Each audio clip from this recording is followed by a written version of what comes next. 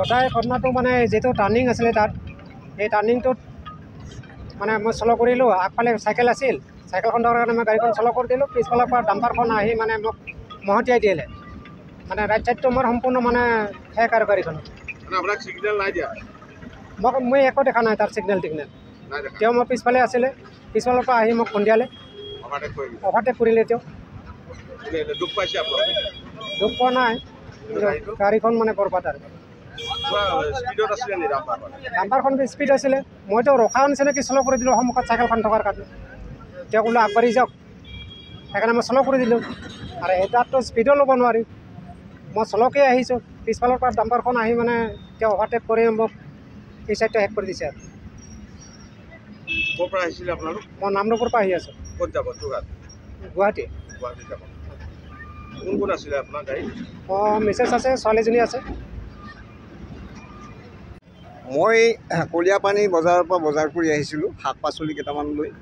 আহি থাকোঁতে দেখিলোঁ দলংখনতে অকস্মাতে মই পৰি গ'লোঁ। দেখিলোঁ যে ছাইডত মোক বেলেনো গাড়ী এখনে ঠেলা মাৰি দিলে। মই অলপ ইয়াত দুখ পাইছোঁ, আঁঠুত পাইছোঁ, ইয়াত আছোঁ। কিন্তু বেলেনো গাড়ীখনৰ দোষ নাই। বেলেনো গাড়ীখনক সেইফালৰ পৰা জাম্পাৰ এখনে খুন্দা মাৰি দিছে।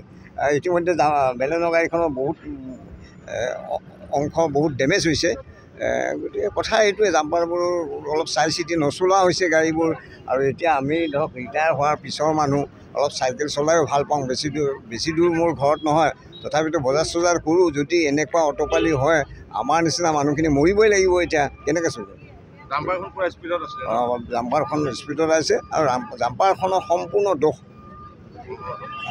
বেলেনৰ গাড়ীখনৰ ড্ৰাইভাৰৰ দোষ নাই, মোক বচাইছেহে যেনে তেনে পাই অলপ। মই 3 ঠাইমানত দুখ পাইছোঁ, ইমানটোৱে আৰু। ডাম্পাৰৰ দুৰেটমত আজি জনসাধাৰণ ওলাব নোৱাৰা অৱস্থা হৈছে। প্ৰতিদিনে সৰু ডাঙৰ ঘটনা এই 4 লেন নিৰ্মাণ কোম্পানীৰ অন্তৰ্গত চলি থকা ডাম্পাৰবোৰ সংঘটিত কৰি আহিছে। ইতিমধ্যে প্ৰায় অকল ডাম্পাৰৰ জৰিয়তে প্ৰায় 10জনৰ ওপৰৰ মানুহ আমাৰ এই মানে নিৰ্মীয়মান 4 লেন এলেকাত মৃত্যুৰ মুখত পৰিছে।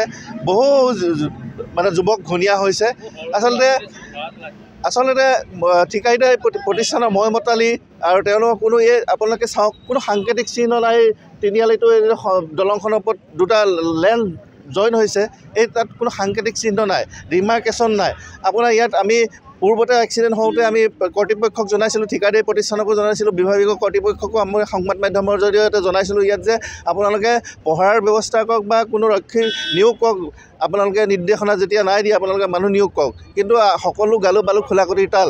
আচলতে এই ঠিকাদাৰী প্ৰতিষ্ঠান আমি জনাত আগৰৱালা প্ৰতিষ্ঠানে কৰি আছে। তেওঁলোকক আমি ৰাস্তাৰ সম্পৰ্কে কিবা অভিযোগ দিলেও কোনো গা নলৰে, দুৰ্ঘটনা সংঘটিত কৰি থাকিলেও অভিযোগ দিলেও গা নলৰে। তেওঁলোকে মানুহৰ স্বাধীনতা খৰ্ব কৰিছে। আচলতে এইটো সময় স্কুল কলেজ অফিচলৈ ওলাই অহা সময়। এই সময়খিনিতে আপোনালোকৰ প্ৰতিদিনে ইয়াত যান জঁটৰ সৃষ্টি হৈ আহিছে। কিন্তু তেওঁলোকে প্ৰতিদিনে মানুহ ইয়াৰ স্কুলৰ টাইম পৰ্যন্ত সলাই দিবলগীয়া হৈছে এই ৰাস্তাৰ কাৰণে।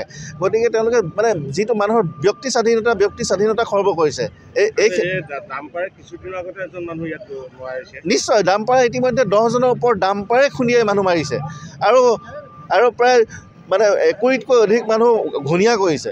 আপোনালোকে এই ডাম্পাৰক আপোনালোকৰ সংবাদ মাধ্যমৰ জৰিয়তে আমি কৰ্তৃপক্ষ, যোৰহাট জিলা প্ৰশাসন আৰু বিভাগীয় মন্ত্ৰীলৈ অনুৰোধ জনাইছোঁ যাতে এই দিশত আপোনালোকে এক কঠোৰ পদক্ষেপ গ্ৰহণ কৰি ঠিকাদাৰী প্ৰতিষ্ঠানক এই যিটো যান জঁট নিয়ন্ত্ৰণ বা পথৰ নিৰ্দেশনাৰ বিষয়ে ব্যৱস্থা গ্ৰহণ কৰিবলৈ মানে অনুৰোধ জনাইছোঁ।